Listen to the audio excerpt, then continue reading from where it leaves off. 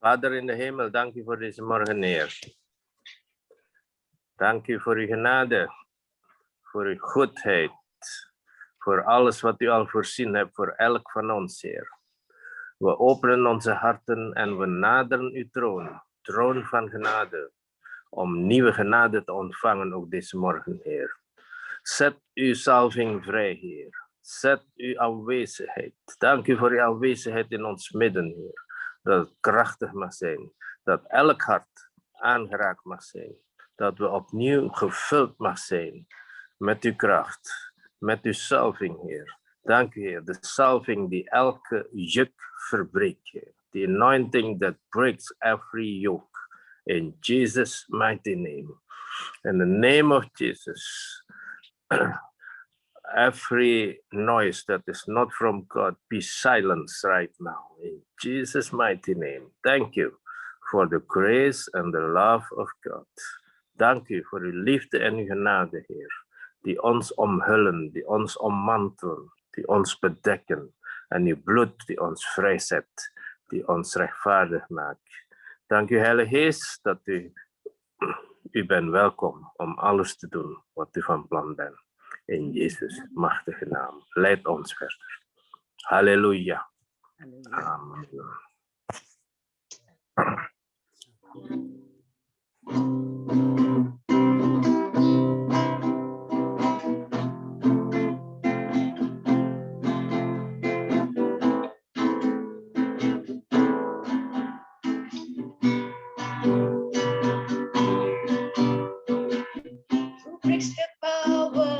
Of sin and darkness, whose love is mighty and so much stronger. The King of glory, the King above all kings,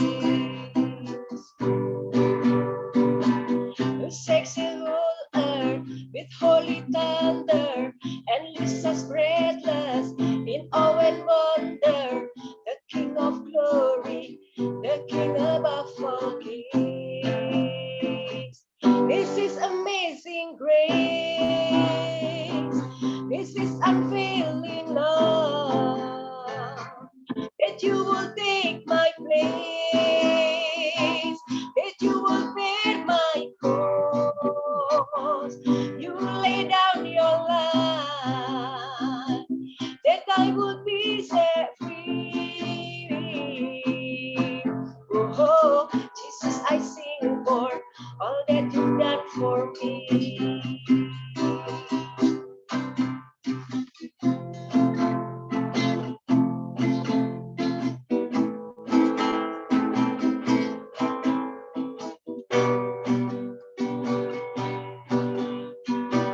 Who breaks our chaos back into order? Who makes the orphans a son and daughter? The King of glory, the King of glory, who rules the nations with truth and justice, shines like a sun in all of its brilliance. The King of glory, the King above all kings. This is amazing grace. This is unfailing love. That you will take my place. That you will bear my cross. You lay down your life. That I would be set free. Oh, Jesus, I sing for all that you've done for me. This is amazing grace. This is unfailing love. That you will take my place. That you will bear my cross. You lay down your life.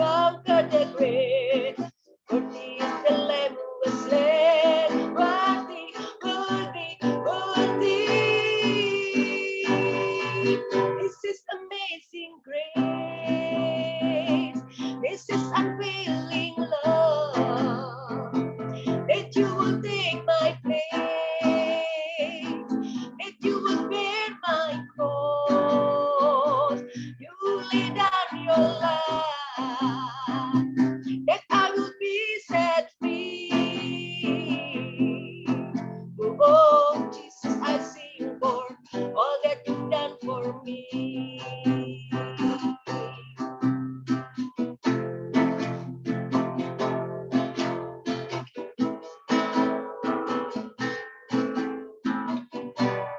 Bring out chaos back, yeah.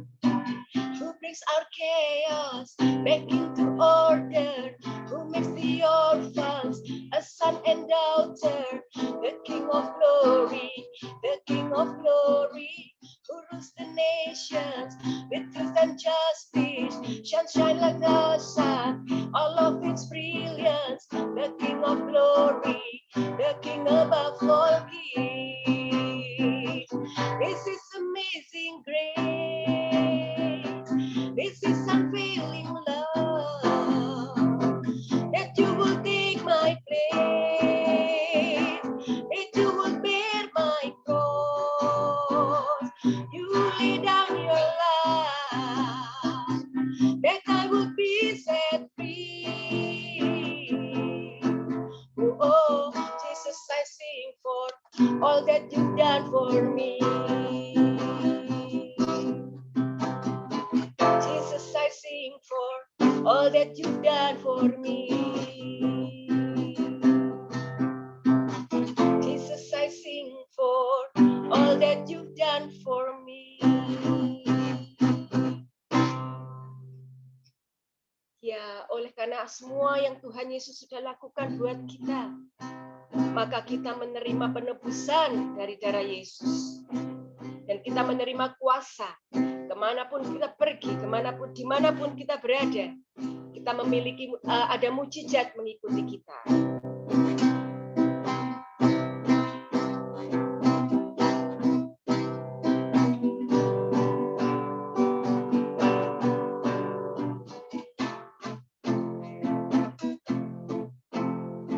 Kami yang telah ditebus dengan darah yang kudus, mengangkat pujian bagimu. Kami baik kudusmu sebagai bukti karyamu. Nyatakan kau besar dan hidup. Berlari sampai tujuan, mendapatkan mahkota kekal. Kami terima kuasa-Mu Tuhan, kami terima kemenangan yang Engkau sediakan. Untuk kami bawa di setiap langkah, dimanapun kami berdiri, kemanapun kami kan pergi, di situ pasti mujizat-Mu terjadi.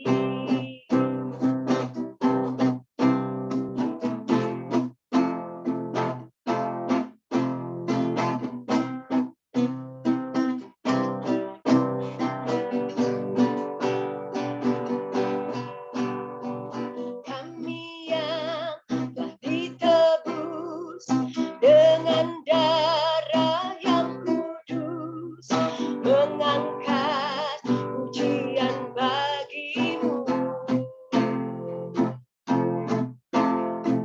Kami bait kudusmu sebagai bukti karyamu.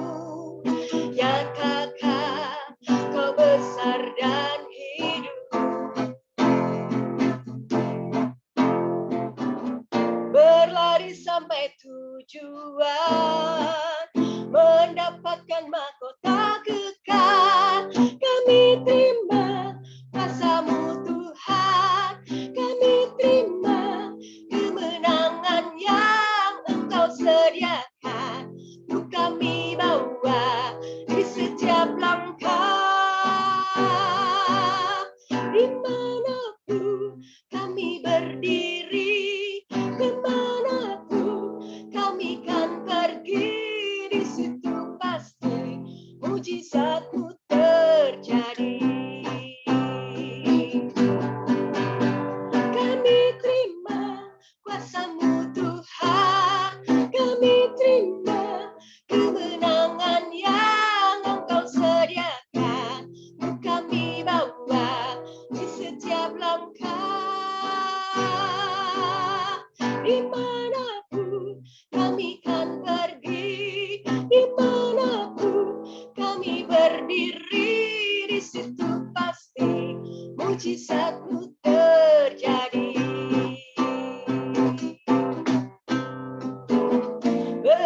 berlari sampai tujuan, mendapatkan mahkota kekal.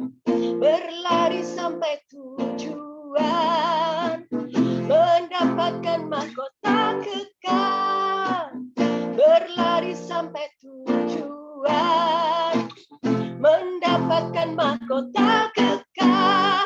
Kami terima kuasa-Mu Tuhan, kami terima kemenangan yang Engkau sediakan untuk kami bawa di setiap langkah. Dimanapun kami berdiri, dimanapun kami kan pergi, di situ pasti mujizat-Mu terjadi. Di situ pasti mujizat-Mu terjadi. Di situ pasti mujizat-Mu terjadi. Amin, amin, amin. Tetapi kita tidak hanya menginginkan dan merindukan mujizat Tuhan, ya. Kita mau membutuhkan Yesus, kehadirannya dan Roh Kudusnya terus memimpin dan menghidupi kita.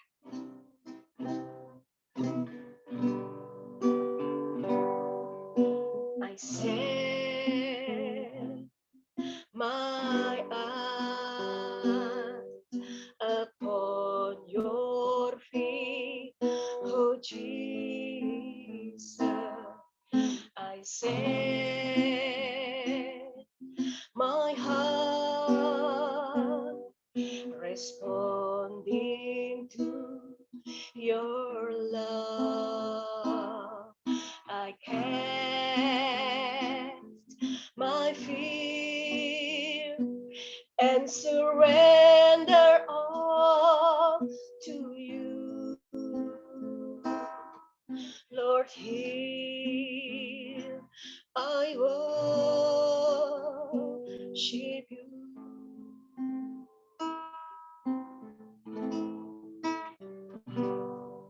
I set my eyes upon your feet, oh Jesus. I set my heart responding to your love. I cast my fear and surrender all to you.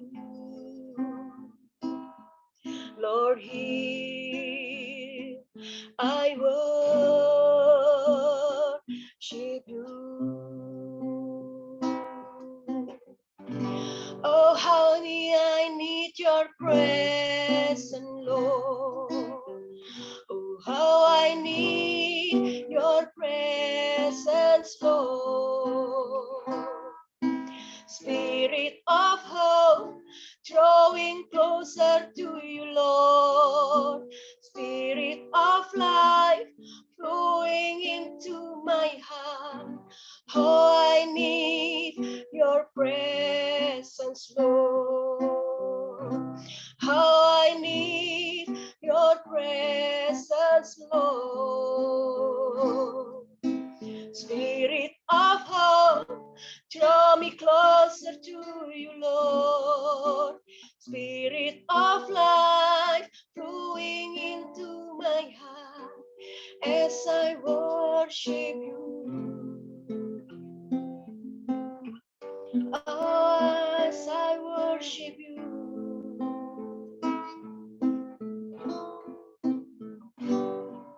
I set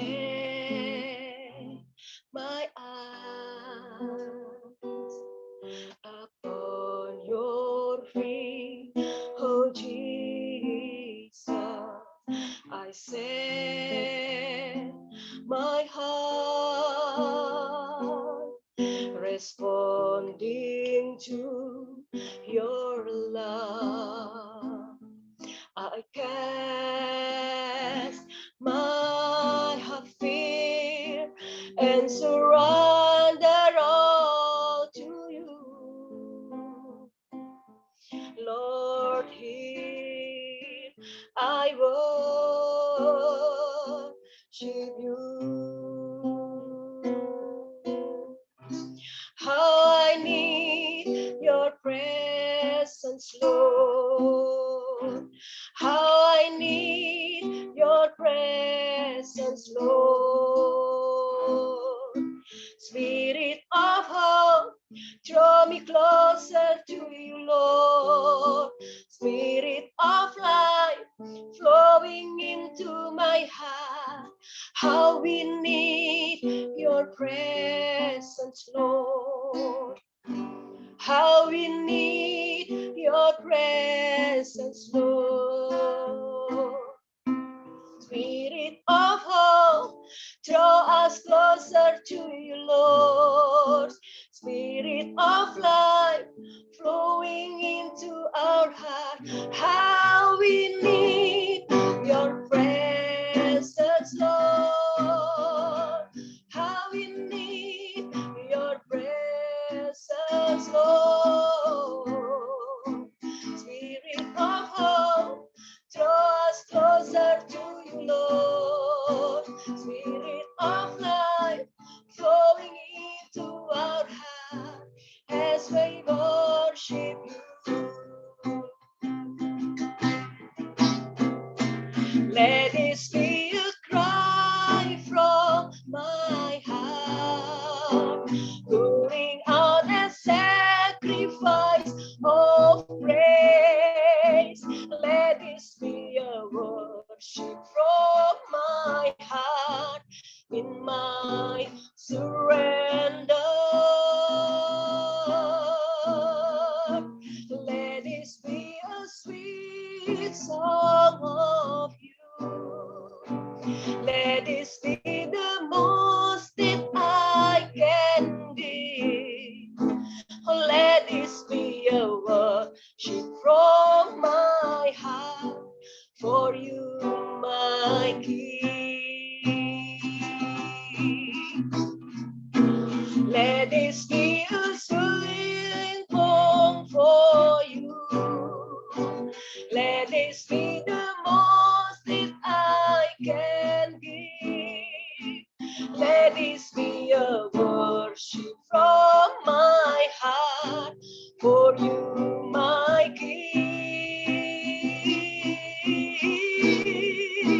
Let this be a cry from my heart, pouring out a sacrifice of praise.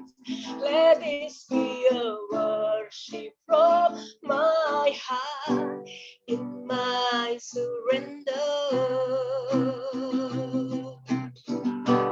How we need your presence, Lord. How we need your presence, Lord. Spirit of hope, draw me closer to you, Lord. Spirit of life, flowing into our heart. Oh, I need your presence, Lord. How I need your presence, Lord. Spirit of hope, draw me closer to you, Lord. Spirit of life, flowing into my heart as I worship you.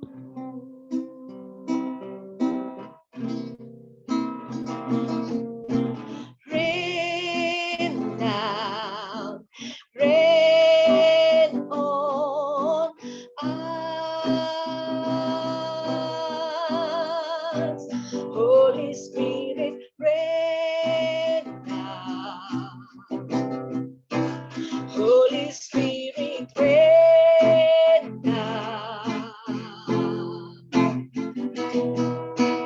Rain down, rain on us.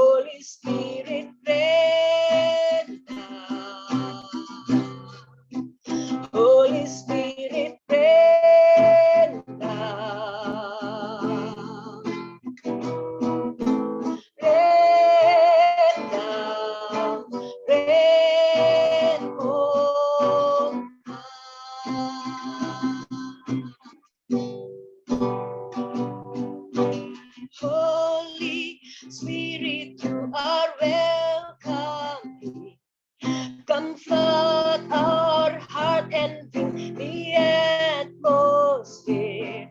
Your glory, God, is what our hearts long for, to be overcome by your presence, Lord.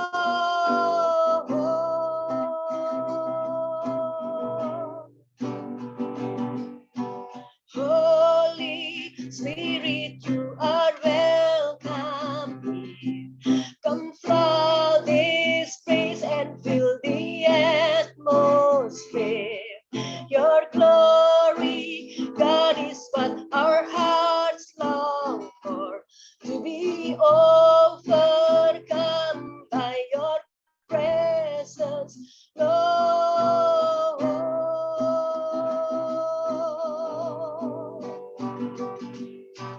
Holy Spirit, you are welcome. Come flood this place and fill the atmosphere.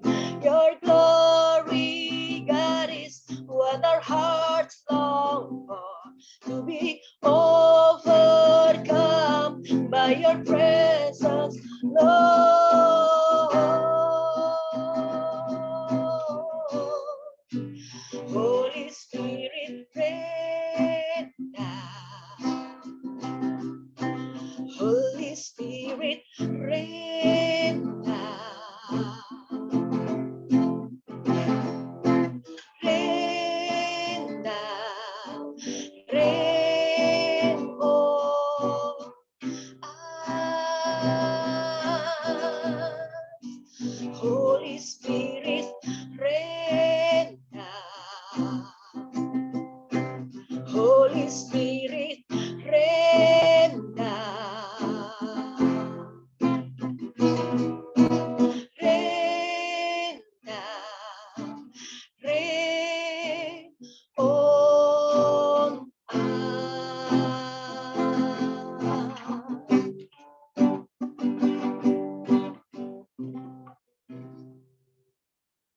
Amen. Hallelujah. Amen. Thank you for your presence in our midst, Lord. Dank u voor jouw aanwezigheid. Spreek tot ons, Heer. Spreek tot onze harten. In Jezus' naam. Hallelujah. Amen. Please, the speaker from Jakarta. Ya, amin, amin. Terima kasih Kak Grace untuk pelayanannya. Terima kasih Papa. Ya,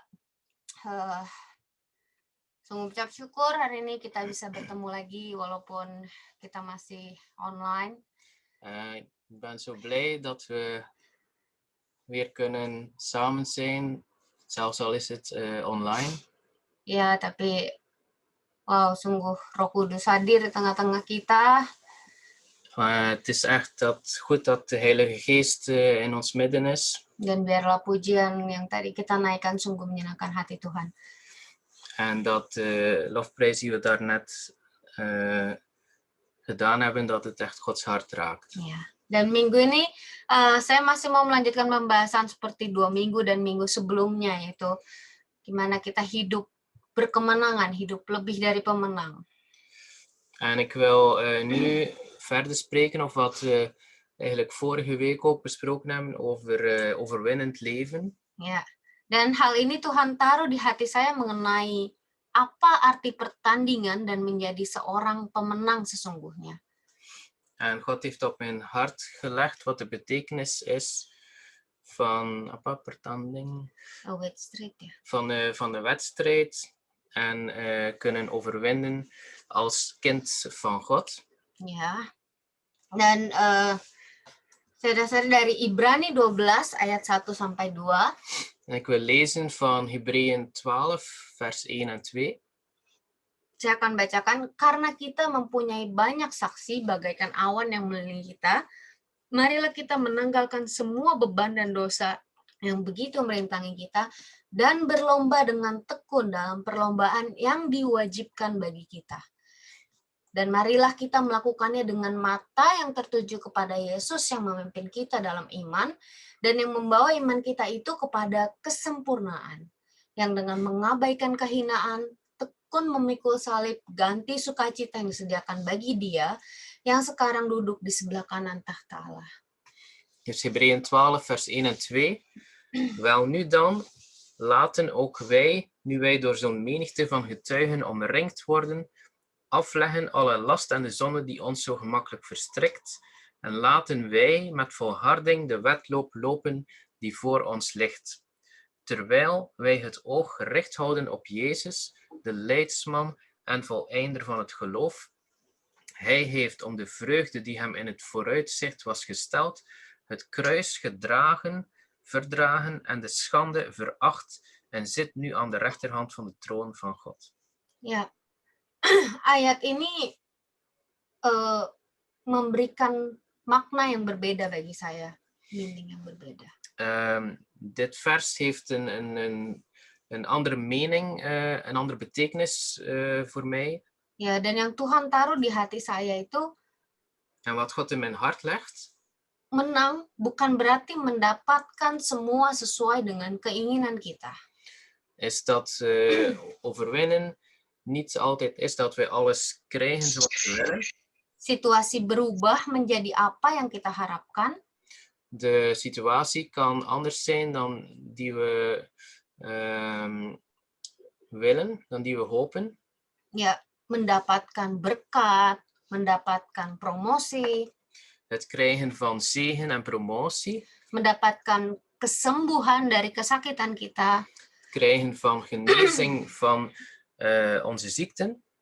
Betul, boleh kita mengharapkan semuanya itu. Het is juist dat we dat allemaal mogen naar hopen. Kita memperjuangkan hal-hal tersebut.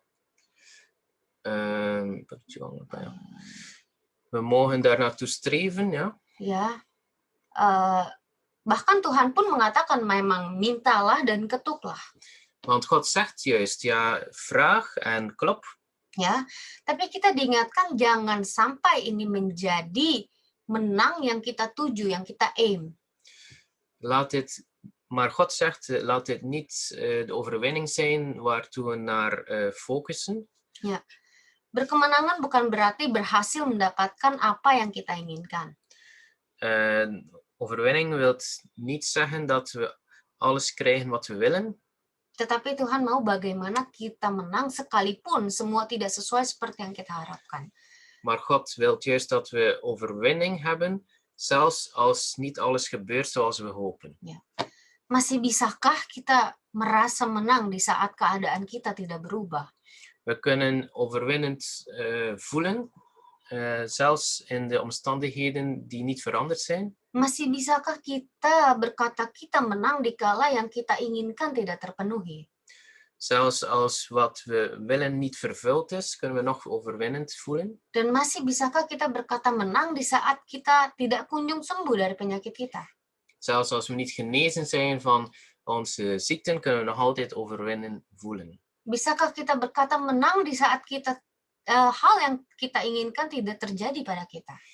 Dus als iets wat we willen niet gebeurt, dan nog kunnen we overwinnend leven. Dan bisakah kita dengan banyak pencobaan, penderitaan, kesulitan berkata kita tetap menang? Zelfs in alle moeilijkheden, in alle lijden, kunnen we nog altijd zeggen, ja, we leven overwinnend. Dalam Yohanes 16 ayat 33, In Johannes 16 vers 33 dikatakan, I have told you all this I have told you all this so that you may have peace in me. Here on earth you will have many trials and sorrows, but take heart because I have overcome the world. Ja, in Johannes 16 vers 33 staat er dus, deze dingen heb ik tot u gesproken, opdat u in mij vrede zult hebben. In de wereld zult u verdrukking hebben, maar heb goede moed. Ik heb de wereld overwonnen. Ayat ini mengatakan bahwa hidup kita di bumi itu akan penuh pencobaan, akan penuh penderitaan. In het vers staat er dat ons leven hier op aarde, dat er eigenlijk veel beproevingen, veel lijden zal zijn, kesulitan, moeilijkheden. tapi Tuhan berkata, take heart and be courageous. Kuatkan dan teguhkanlah hatimu. Maar God zegt, wees moedig en vol goede moed, Karena aku telah mengalahkan dunia. want ik heb de wereld overwonnen. Dan mungkin di saat itu kita malah bertanya, jadi kapan kemenangan itu? En op dat moment kunnen we eigenlijk vragen, wanneer zien we dan die overwinning? Inilah yang Tuhan ingin untuk saya sampaikan. Dit is wat God wil dat ik deel met jullie. Bahwa Tuhan sudah mengalahkan dunia dan kita sudah menang.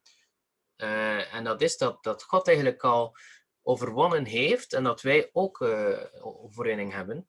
Dan Tuhan ingin kita melihat hidup yang berkemenangan dari kacamatanya Allah, dari perspektifnya Allah.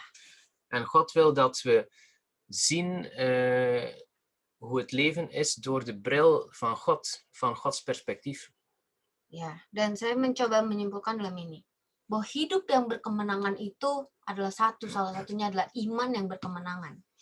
Om overwinnend te leven zijn er een paar punten. En het eerste is geloof die overwinnend is. Overwinnend geloof. Ya, Tuhan mau iman kita bukan iman yang asal-asalan. God wil dat we geloof hebben die niet gewoon zomaar geloof is. Iman yang tidak hanya ikut saat kita menerima berkat. Dat geloof er niet alleen maar is als we een zegen ontvangen. Tapi iman yang berpegang teguh dan tertuju kepada Tuhan sendiri. Maar geloof die volhardend is en focust op God. Banyak yang tanpa sadar, sebagai orang Kristen, Veel christenen die realiseren zich niet. mengikut Yesus, mereka datang ke gereja, Ze volgen Jezus en ze gaan naar de kerk. dan motivasi orang yang mencari Yesus hanya mencari berkat Tuhan saja. En de motivatie van de mensen is om enkel maar de zegen te zoeken. Hal ini pun menjadi perenungan bagi dan berbicara ke hati saya. Dit spreekt echt naar mijn hart. Memang ada berkat dalam mengikut Tuhan. Zeker, er is zegen als je God volgt. Tapi Tuhan ingin kita tidak sekedar berhenti di sana. Maar God wil dat we niet daar stoppen. Tuhan ingin kita bertumbuh mengenal Dia lebih lagi. God wil dat we groeien en Hem meer leren kennen. Tuhan ingin karakter kita yang dirubahkan. God wil dat ons karakter wordt veranderd. Itulah kemenangan yang Tuhan inginkan. Dat is de overwinning die God verlangt. Sehingga kita mampu menghadapi apapun di dunia ini dengan iman yang hanya tertuju padanya. Zodanig dat we kunnen leven in de wereld met dat soort geloof. Ya, kita percaya dan beriman kepada Yesus karena kita tahu siapa pribadi Yesus sesungguhnya. Wij geloven in Jezus omdat we weten wie Jezus persoonlijk is. Bukan hanya karena apa yang bisa diperbuat oleh tangannya. Niet alleen van wat hij kan doen met zijn handen. Atau kita hanya mencari berkatnya saja. Dus dat we niet alleen zijn zegen zoeken. Saya mengambil perumpamaan cerita dari Yohanes 6. Ik wil vertellen over het verhaal in Johannes 6. Ya, dan saat itu ketika Tuhan Yesus telah melakukan satu mujizat besar, yaitu memberi makan 5.000 orang. En dat gaat over het mirakel dat God 5.000 mensen te eten gaf. Ya, orang-orang itu mengejar Yesus sampai ke Kapernaum. Die mensen die gingen hem volgen zelfs tot Kafarnaum. Tapi justru ketika mereka bertemu dengan Yesus, Yesus berkata, sesungguhnya, Maar op het moment dat ze Jezus ontmoeten, zei Jezus, sesungguhnya kamu mencari aku karena kamu telah makan roti itu dan kamu menjadi kenyang. Je zoekt mij eigenlijk omdat je brood gegeten hebt en genoeg hebt gehad. Dan further, lebih jauh ketika mereka mempertanyakan sesuatu dengan maksud menyampaikan bahwa nenek moyang saya dulu tuh dapat makan mana dari padang gurun, diberikan roti dari surga. En verder, mereka mencoba menyampaikan itu kepada Tuhan Yesus. Verder zeggen ze aan Jezus, ja, onze voorouders die hebben manna gegeten in de woestijn. Ya, tapi Tuhan Yesus malah berkata, akulah roti hidup yang turun dari sorga. Maar Jezus zegt, ja, ik ben het brood dat van de hemel is neergedaald. Ya, tapi orang-orang itu malah bersungut-sungut dan menanyakan roti untuk kehidupan jasmani mereka. Maar de mensen Physical die needs. zijn eigenlijk op zoek naar het brood dat hun fysiek kan versterken. Ya, bahkan Yesus pun mengatakan, akulah roti hidup dan orang yang makan roti ini akan hidup selama-lamanya. Sementara nenek moyangmu yang telah makan mana di padang gurun dan mereka pun telah mati. Maar Jezus spreekt dus eigenlijk over het brood. Hij is het levende brood. Het levende woord dat gegeven is voor jullie. Want zelfs de voorouders die hebben manna gegeten, maar die zijn gestorven. Ya, Tuhan Yesus mencoba menyampaikan bahwa akulah roti hidup itu. Jezus wil eigenlijk zeggen, ja, ik ben eigenlijk het levende brood. Bahkan di ayat selanjutnya dia berkata, roti yang kuberikan itu ialah dagingku yang akan kuberikan untuk hidup dunia. In het volgende vers zegt hij, ja, ik ben het vlees gegeven voor het leven van deze wereld. Tapi orang-orang di sana malah bertengkar dan berkata, bagaimana dia dapat memberikan dagingnya kepada kita untuk dimakan? Maar de mensen vragen zich zelfs af, ja, hoe kan hij nu zijn vlees geven aan ons om op te eten? Mereka masih berpikir bahwa roti itu adalah untuk kebutuhan jasmani mereka yang terpenuhi. Ze denken gewoon dat het brood nodig is voor hun fysiek te versterken. Dan kita tahu dari cerita tersebut, nanti mungkin saudara-saudara bisa membacanya di Alkitab. En we kennen uit wat er volgt, misschien kunnen jullie het zelf lezen in de Bijbel. Ya, di ayat yang ke-66, kalau nggak salah dikatakan bahwa semakin Yesus berusaha menyampaikan bahwa diri pribadi Tuhan Yesus itu sendirilah yang harus mereka terima dan percaya. En ik denk vers 66 staat er... Apa? Yesus berusaha menyampaikan bahwa dirinya, pribadi Tuhan Yesus sendirilah yang harus sebenarnya mereka terima. Jezus probeert eigenlijk te vertellen dat het eigenlijk hemzelf is dat ze moeten ontvangen. Ya, tapi di situ dikatakan bahwa sesudah mendengar semuanya itu, banyak dari murid-murid yang mengundurkan diri dan tidak lagi mengikut dia. Maar staat dat nadat hij deze woorden had gezegd, dat heel veel discipelen hem niet meer volgden en hem achterlieten. Cerita ini menggambarkan mereka mengikut Yesus untuk mendapatkan sesuatu yang jasmani, bersifat jasmani. Hier is duidelijk dat deze mensen hem alleen maar volgden voor fysieke zegen te krijgen. Bahkan kita tahu pada saat itu mereka menantikan kedatangan seorang Mesias. Maar we weten dat eigenlijk de Messias gekomen is. Karena mereka berpikir bahwa Mesias akan melepaskan mereka dari penderitaan duniawi.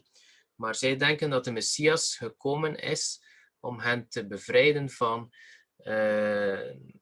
aardse dingen. Ya, karena pada saat itu mereka dikuasai oleh bangsa Romawi. Want op dat moment werden ze overheerst door de Romeinen. Ya.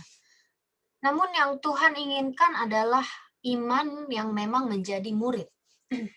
God wil geloof dat discipelen vormt. Yang mau hidup bahkan menderita seperti dia sendiri menderita bagi setiap dari kita. Menderita apa ya? Suffering. Apa? Hey. Yang Tuhan inginkan adalah kita menjadi murid yang mau hidup menderita seperti dia sendiri menderita bagi kita. God wil eigenlijk discipelen die leven en ook het lijden ervaren zoals hij het ervaren heeft. Ya, kamu jangan baca dari sini, dari aku aja. Ya, dan seperti yang di ayat 68 dan 69, di situ ada jawab Simon Petrus kepadanya. En zo staat er ook in Mattheus 6 vers 68 en 69. Tuhan, kepada siapakah kami akan pergi? Perkataanmu adalah perkataan hidup yang kekal, dan kami telah percaya dan tahu bahwa engkau adalah yang kudus dari Allah. Daar zegt Petrus, Heere, naar wie zullen wij heen gaan? U hebt woorden van eeuwig leven en wij hebben geloofd en erkend dat u de Christus bent, de Zoon van de levende God. Iman yang berkemenangan seperti ini yang sebenarnya Tuhan inginkan. Geloof dat overwint geloof zoals dit, dat is wat God naartoe verlangt. Ya. Dan di sini saya mengutip dari perkataan Pastor Jeffrey Rahmat, bisa menjadi perenungan kita. Am I following Jesus because of conviction or because of convenience? En hier wil ik een quote van Pastor Jeffrey Rahmat ook delen. Dus volg ik Jezus vanwege overtuiging of vanwege het gemak? Ya, hal ini kita perlu renungkan. Hier moeten we goed over nadenken. Dan yang Tuhan inginkan adalah iman kita yang berkemenangan yang tertuju kepada siapa pribadi Dia sesungguhnya. En God wil dus overwinnend geloof die gefocust is op Jezus zelf. Terlepas dari apapun kondisi dan situasi kita. Los van alle condities en situaties van ons. Terlepas dari apapun yang diperbuat tangannya atas kehidupan kita. Eigenlijk los van wat Gods hand in ons leven doet. Ya, Tuhan justru memberikan semuanya itu untuk membangun iman percaya kita kepadanya. God wil het allemaal doen om eigenlijk ons geloof op te bouwen. Pilihan kita mau memiliki iman yang berkemenangan kepada pribadi Yesus sendiri. De keuze is, willen we geloof hebben die richting Jezus wijst? Atau menyerah karena situasi atau kondisi. Of willen we opgeven door de situatie of de omstandigheden? Atau sesuatu yang kita harapkan belum juga terpenuhi atau bahkan tidak terjawab. Of omdat iets wat we hopen nog niet gebeurd is. Ja, itu yang satu, iman berkemenangan. Dus dat is het eerste, dat is overwinnend geloof. Dan yang kedua yang di sini disampaikan adalah pengharapan yang berkemenangan. En het tweede dat ik wil delen is eigenlijk overwinnende hoop. Ya, dari Roma 5:3-6. Dan bukan hanya itu saja, kita malah bermegah juga dalam kesengsaraan kita karena kita tahu bahwa kesengsaraan itu menimbulkan ketekunan dan ketekunan menimbulkan tahan uji dan tahan uji menimbulkan pengharapan dan pengharapan tidak mengecewakan karena kasih Allah telah dicurahkan di dalam hati kita oleh Roh Kudus yang telah dikaruniakan kepada kita. Karena waktu kita masih lemah, Kristus telah mati untuk kita orang-orang durhaka pada waktu yang ditentukan oleh Allah. Ja, er staat in Romeinen, hoofdstuk 5, vers 3-6. Ja. En dit niet alleen, maar wij roemen ook in de verdrukkingen, omdat wij weten dat de verdrukking volharding teweeg brengt, en de volharding ondervinding, en de ondervinding hoop. En de hoop beschaamt niet, omdat de liefde van God in onze harten uitgestort is door de Heilige Geest die ons gegeven is. Want toen wij nog krachteloos waren, is Christus op de bestemde tijd voor goddelozen gestorven. Dari ayat ini, kematian Tuhan Yesus di kayu salib menginginkan kita, anak-anaknya itu hidup dalam pengharapan yang berkemenangan. Uit dit vers kunnen we lezen dat Jezus' offer aan het kruis, dat hij wil dat we leven in overwinnende hoop. Kita bermegah dalam kesengsaraan kita, both in our suffering. Dat we kunnen roemen in ons lijden, onze verdrukking. Dan yang Tuhan tahu itu akan menghasilkan ketekunan. En dat het volharding ook teweeg brengt. Tahan uji. Ondervinding. Pengharapan. Hoop. Dan Tuhan bilang pengharapan itu tidak akan mengecewakan. En God zegt dat de hoop niet zal beschamen. Karena kita taruh pengharapan kita pada Tuhan. Want we leggen de hoop in God. Bukan apa yang akan terjadi di depan kita. Niet in wat er zal gebeuren in ons leven. Pengharapan yang percaya bahwa Tuhan Yesus tetap baik. De hoop gelooft dat God steeds goed is, di tengah segala apapun yang terjadi. ondanks alles wat er gebeurt. Karena kita tahu hanya Dia sumber pengharapan kita, Want we weten dat hij de hoop, de bron van de hoop is, yang mengetahui segala rancangan di kehidupan kita. die alles van hindernissen weet verder in ons leven. Ya, dan seperti dalam ayat ini, Ibrani 6 ayat 19, pengharapan itu adalah sauh yang kuat dan aman bagi jiwa kita yang telah dilabuhkan sampai ke belakang tabir. En zo staat er ook in Hebreeën 6, vers 19. Deze hoop hebben wij als een anker voor de ziel, dat vast en onwrikbaar is en reikt tot in het binnenste heiligdom achter het voorhangsel. Ya, kalau kita tahu ya, sauh ini sering ditemukan untuk di laut, di kapal ya.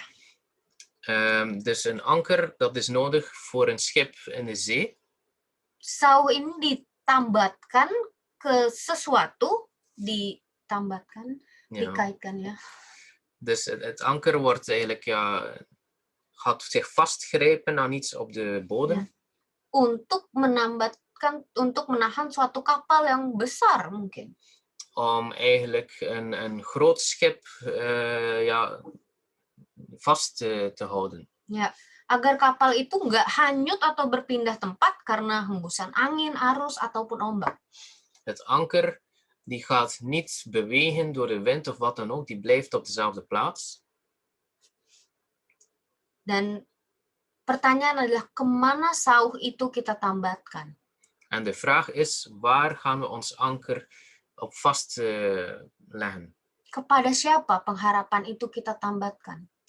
Naar wie gaan we op steunen? Oh, dan Tuhan ingin pastinya anak-anak itu hidup dalam pengharapan yang berkemenangan. En God verlangt eigenlijk dat zijn kinderen leven in overwinnende hoop. Yang menambatkan pengharapannya hanya kepada Tuhan. En enkel de hoop in God. Kembali saya katakan bahwa bukan tentang pengharapan mengenai hal-hal yang kita inginkan. Dus het is niet de hoop dat we krijgen wat we willen. Tapi pengharapan bahwa semua yang Tuhan izinkan terjadi dalam kehidupan kita. Maar hoop dat God zal toelaten in ons leven. Apapun itu. Wat het ook is. Adalah tetap baik. Dat het allemaal goed is. Karena memang Tuhan mengerjakan semua untuk kebaikan kita. Seperti Roma 8 ayat 28. Want God wil eigenlijk altijd het goede in ons leven. Sampai kita siap dan selesai hingga masuk kehidupan kekal kita bersama Bapa di sorga. Dat we klaar zijn en kunnen binnengaan in het eeuwig leven in de hemel. Ya. Dan kita bisa belajar dari seorang Paulus. En we kunnen leren uit het leven van Paulus. Kita tahu bahwa Paulus dalam hidupnya tidak banyak menerima kenyamanan. We weten dat Paulus in zijn leven niet altijd veilige omstandigheden had. Dia di penjara. Hij zat in de gevangenis. Kita tahu banyak penderitaan yang dialami. Hij had veel verdrukkingen ervaren. Bahkan dikatakan bahwa ada duri dalam daging yang Tuhan izinkan terus ada di dalam kehidupan Paulus. We lezen zelfs dat er een doorn in het vlees was dat Paulus overschreef. Meskipun Alkitab tidak mengatakan apa spesifiknya Paulus duri daging itu apa secara spesifik. De Bijbel vermeldt eigenlijk niet wat het specifiek is, die doorn in het vlees. Ya, namun duri ditafsirkan itu kaitannya dengan penganiayaan, dengan kesulitan yang dihadapi Paulus.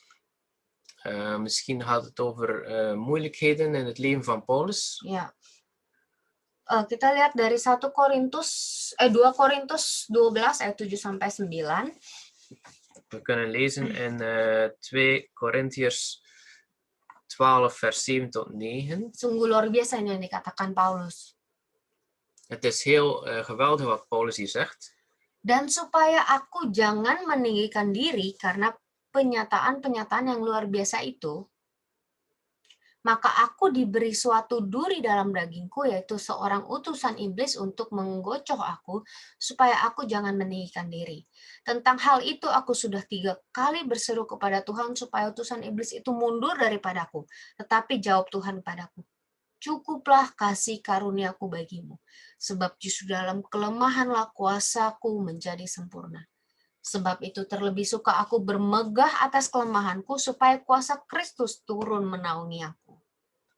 Amen. Dus in 2 Korintiërs 12, vers 7 tot 9 staat er: En opdat ik mij door het alles overtreffende karakter van de openbaringen niet zou verheffen, is mij een doorn in het vlees gegeven, een engel van de Satan, om mij met vuisten te slaan, opdat ik mij niet zou verheffen.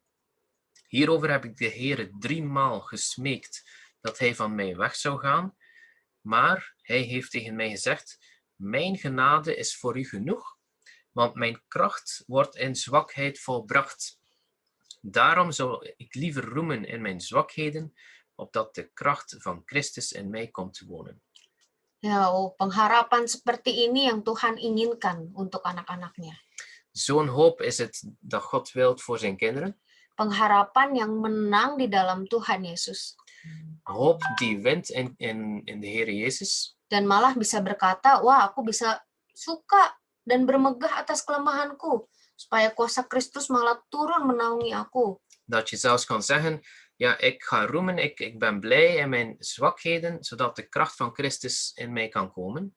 Kita bisa mengatakan hal ini karena kita tahu siapa Tuhan Yesus sesungguhnya. We kunnen deze dingen zeggen omdat we echt weten wie Jezus is. Dan bagaimana kuasanya bekerja. En hoe zijn kracht werkt.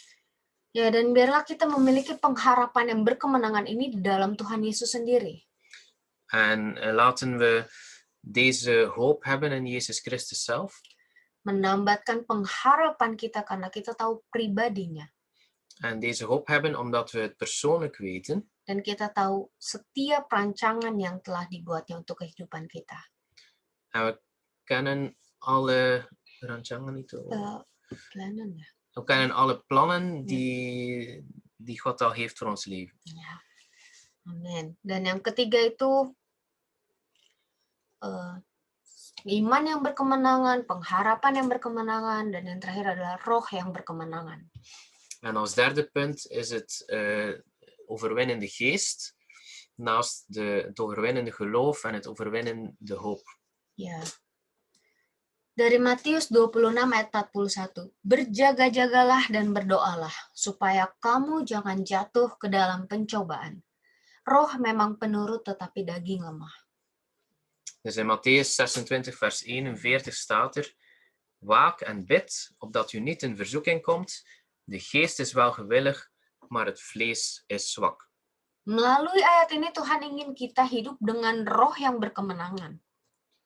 God wil dat we eigenlijk een overwinnende ziel hebben, een overwinnende geest. Karena yang mampu melawan kedagingan kita hanyalah roh yang begitu melekat kepada Tuhan. Gimana? Karena yang mampu melawan kedagingan kita hanyalah roh yang begitu erat dengan Tuhan, yang begitu dekat kepada Tuhan. Want wat het zwakke vlees kan overwinnen, is een geest die dicht bij God is. Tuhan ingin kita menundukkan kedagingan kita, mengalahkan kedagingan kita. God wil dat we overwinnen over ons vlees. Dan ya apa itu kedagingan? Semua yang sudah menjadi natur dosa. En wat is dat dan, het vlees? Dat is eigenlijk de zondige natuur. Dalam Alkitab dikatakan bahwa karena bukan apa yang aku kehendaki yang aku perbuat, tetapi apa yang aku benci, itulah yang aku perbuat. In de Bijbel staat er, ja, niet wat ik wil, niet wat ik wil doe ik, maar eigenlijk wat ik haat doe ik. Ya, karena natur dosa yang ada dalam kita itu terjadi secara alami. Want de zondige natuur is ja, iets wat je van zichzelf doet. Contohnya anak-anak kita nggak perlu ajarin mereka berbohong. Als voorbeeld, ja, kinderen moet je niet aanleren om te liegen. Mereka bisa berbohong dengan secara alami. Ze kunnen van zichzelf al liegen. Mungkin perasaan iri hati atau sombong. Misschien iri hati, envious. Misschien ja, envious. Ja, misschien om. Apa ya? Jaloers Zijn, ja, jaloers te zijn, ja. Gimana ya sayang baliknya?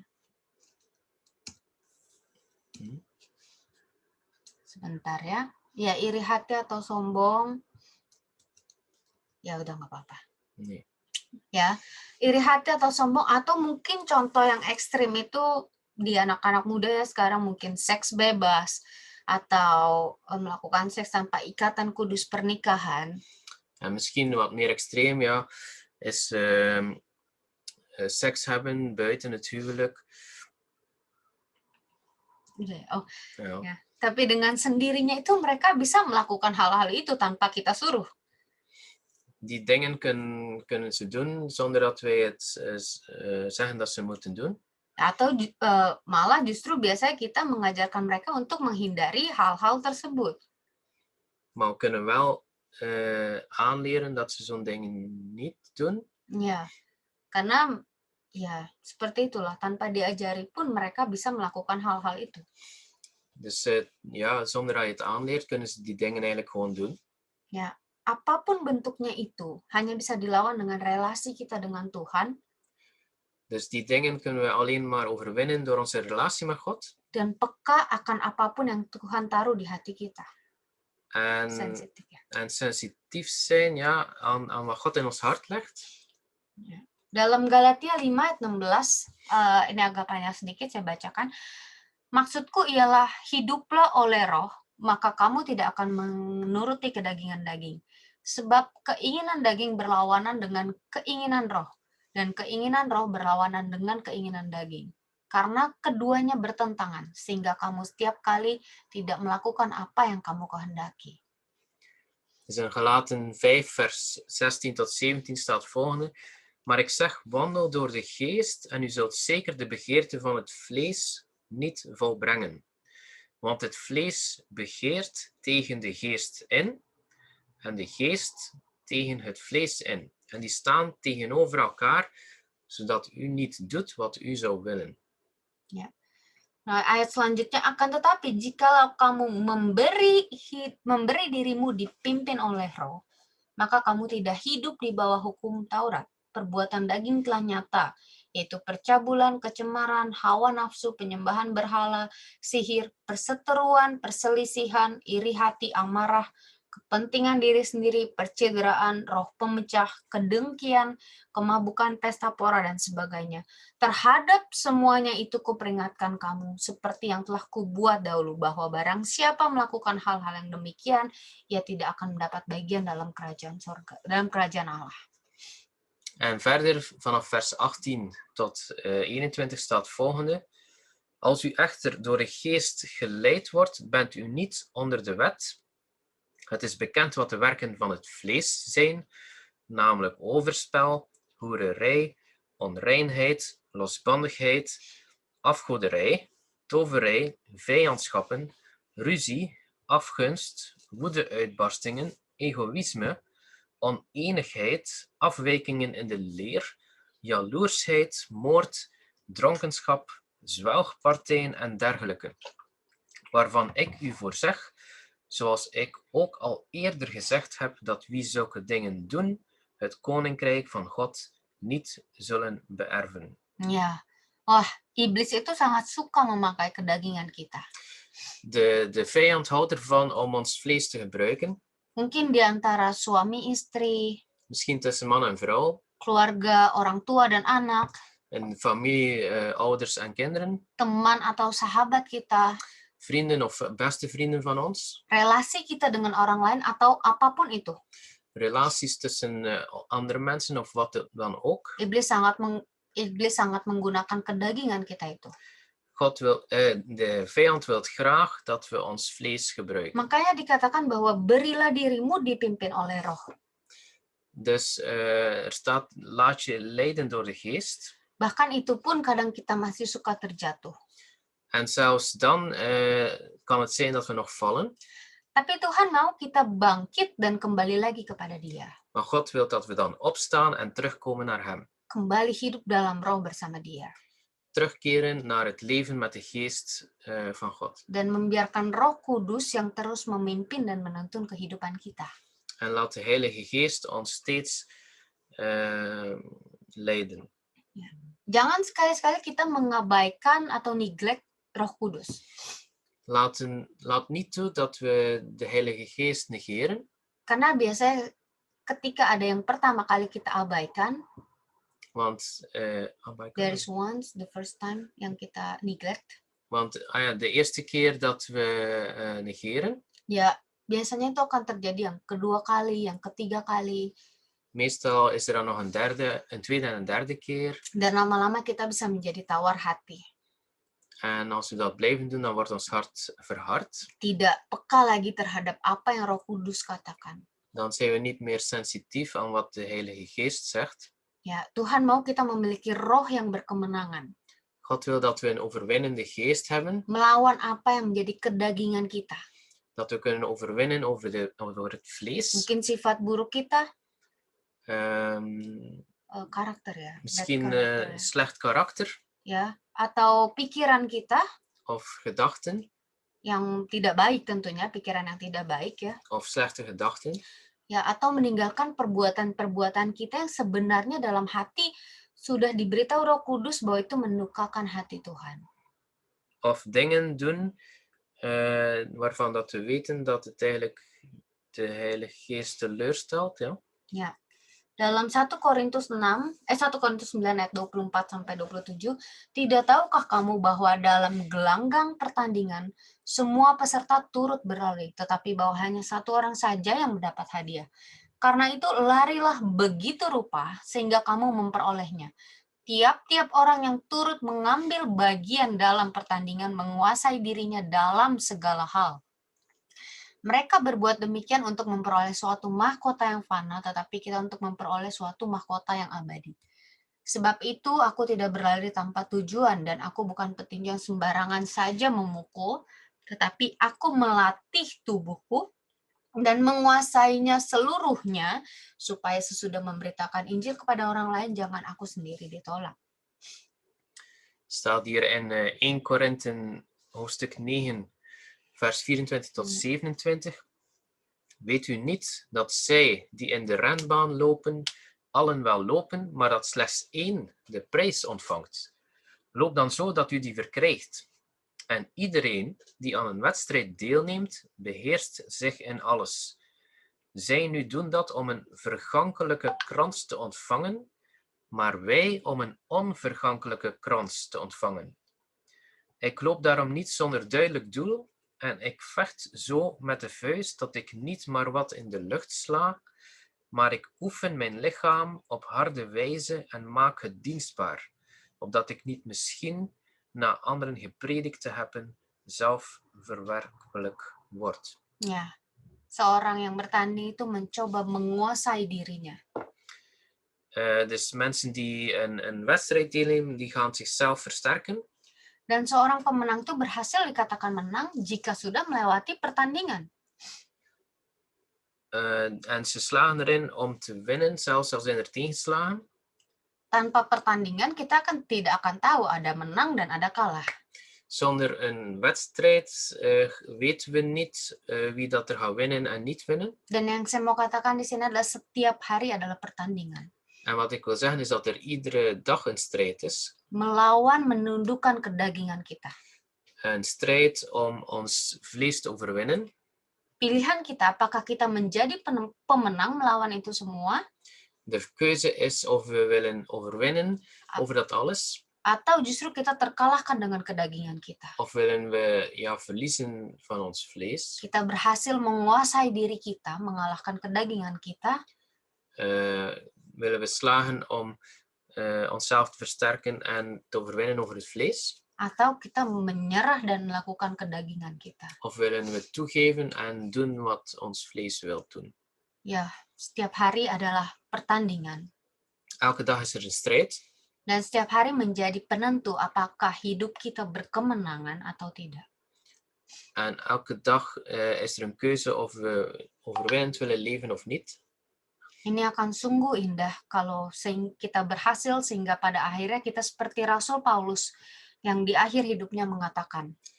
En het is zo goed als we kunnen overwinnen en zoals Paulus op het einde dit kunnen zeggen. Aku telah mengakhiri pertandingan yang baik. Aku telah mencapai garis akhir dan aku telah memelihara iman. Sekarang telah tersedia bagiku mahkota kebenaran yang akan dikaruniakan kepadaku oleh Tuhan, Hakim yang adil pada harinya. Tetapi bukan hanya kepadaku, melainkan juga kepada semua orang yang merindukan kedatangannya. En Paulus zegt in 2 Timotheus 4, vers 7 en 8: Ik heb de goede strijd gestreden, ik heb de loop tot een einde gebracht, ik heb het geloof behouden. Verder is voor mij weggelegd de krans van de rechtvaardigheid, die de Heere, de rechtvaardige rechter, mij op die dag geven zal. En niet alleen mij, maar ook allen die zijn verschijning hebben liefgehad. Ya, setiap hari adalah pertandingan. Elke dag is er een strijd. Pilihan kita, apakah kita mau menang hingga kita mencapai garis akhir? De keuze is, willen we overwinnen tot aan het einde? Ya, dan saudara-saudara, Tuhan mampu mengubah situasi apapun dalam kehidupan kita. Tapi Tuhan lebih tertarik mengubah karakter dan cara hidup kita. Ja, en hier is een belangrijke opmerking. Eigenlijk, God is in staat om elke situatie in ons leven te veranderen. Maar God is eigenlijk meer aangetrokken om ons karakter en onze manier van leven te veranderen. Tuhan Yesus ingin melatih kita untuk kita siap. God wil ons trainen om klaar te zijn. Supaya kita jadi orang-orang tangguh di dunia ini. Tangguh. Sterk. Zodanig dat we een sterke persoon kunnen zijn in deze wereld. Yang tidak mudah menyerah, give up. Die niet gemakkelijk opgeeft. Dan itulah pemenang yang sesungguhnya. En dat is een echte overwinnaar. Ya. Edwin Lewis Cole dalam quotes-nya mengatakan, winners are not people who never fail, but people who never quit. En er is een quote van Edwin Lewis Cole, die zegt dat winnaars niet mensen zijn die nooit falen, maar mensen zijn die nooit opgeven. Pemenang yang tidak pernah menyerah. Iemand die een winnaar is en nooit opgeeft. Mungkin mengalami kegagalan. Misschien ga je wel falen. Tapi dia bangkit lagi dan berjuang lagi, bertanding lagi. Maar het staat dan terug op en gaat terug de strijd aan. Marilah kita hidup berkemenangan dengan iman yang berkemenangan, dengan pengharapan yang berkemenangan, dengan roh yang berkemenangan setiap harinya. Laten we dus een overwinnend leven hebben met overwinnend geloof, overwinnende hoop en een overwinnende geest. Ya, dan saya akan menutup dengan ini. Bukan apa yang ada di depanmu, tetapi siapa yang menyertaimu. Bukan apa yang bisa diperbuat tangannya untukmu, tapi siapa dan bagaimana pribadi dia sesungguhnya di hidupmu. Bukan berubahnya situasimu, tetapi bagaimana hidupmu diubahkan menjadi semakin serupa sepertinya. Itulah yang menentukan kemenanganmu. Ik ga hier proberen vertalen. Het is niet wat er voor jou is, maar wie je versterkt. Het is niet wat...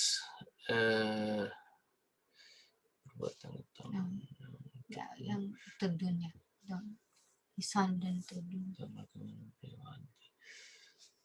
Het is niet wat je hand kan doen, maar wie hij is die in jouw leven is. Het is niet die situatie die verandert, maar je leven die zodanig verandert dat het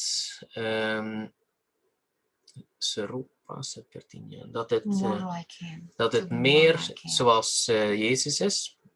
Dat is eigenlijk overwinning. Ya, itulah hidup berkemenangan sesungguhnya yang Tuhan inginkan dalam kehidupan kita.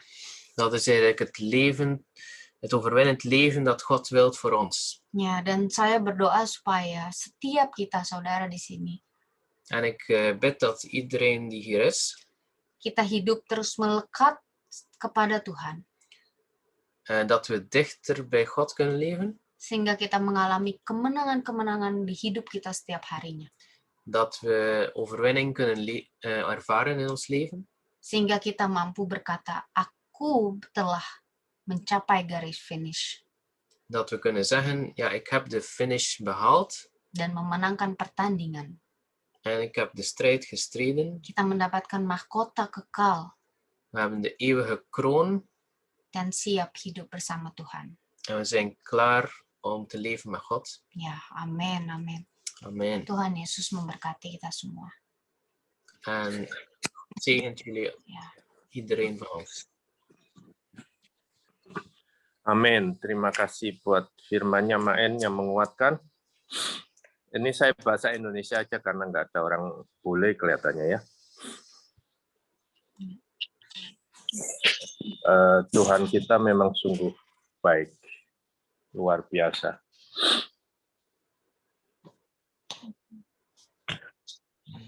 Saya mungkin mau kasih kesaksian kecil yang berhubungan dengan ini.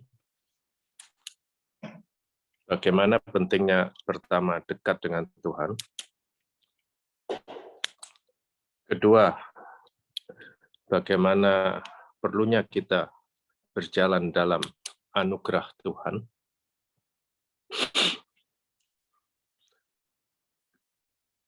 Saya mengalami beberapa hal yang mungkin bisa membuat sedih di kehidupan saya.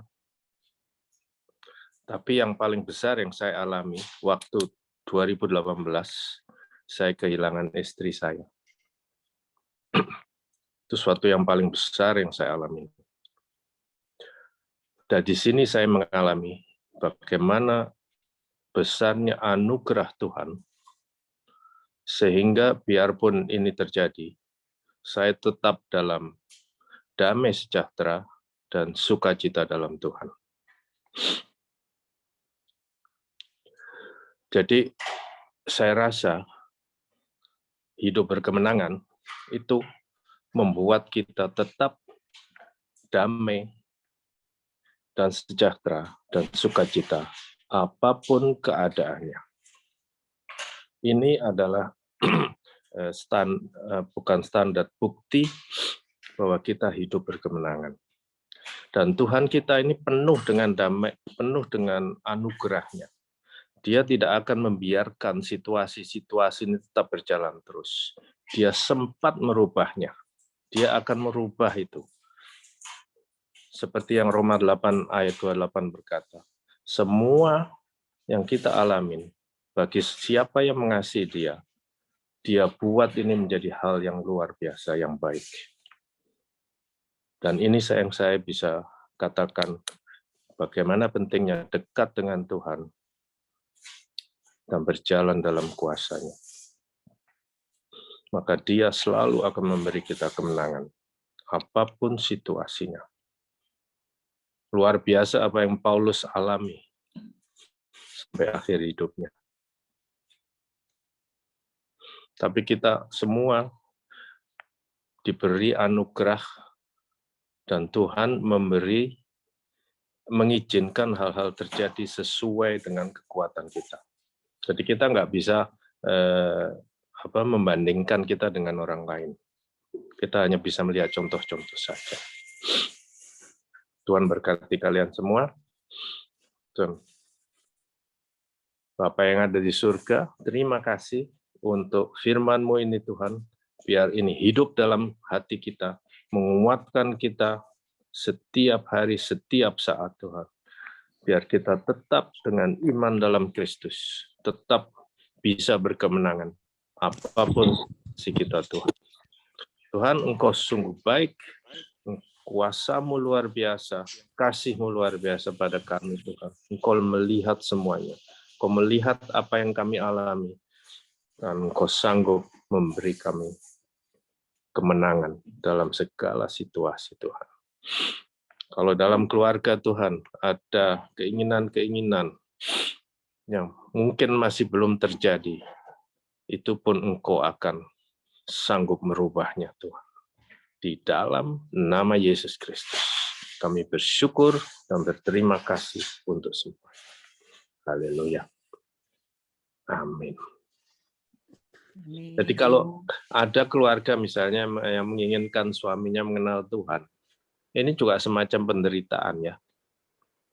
Jadi hidup berkemenangan harus tetap dalam damai sejahtera, bersemangat, dan sukacita.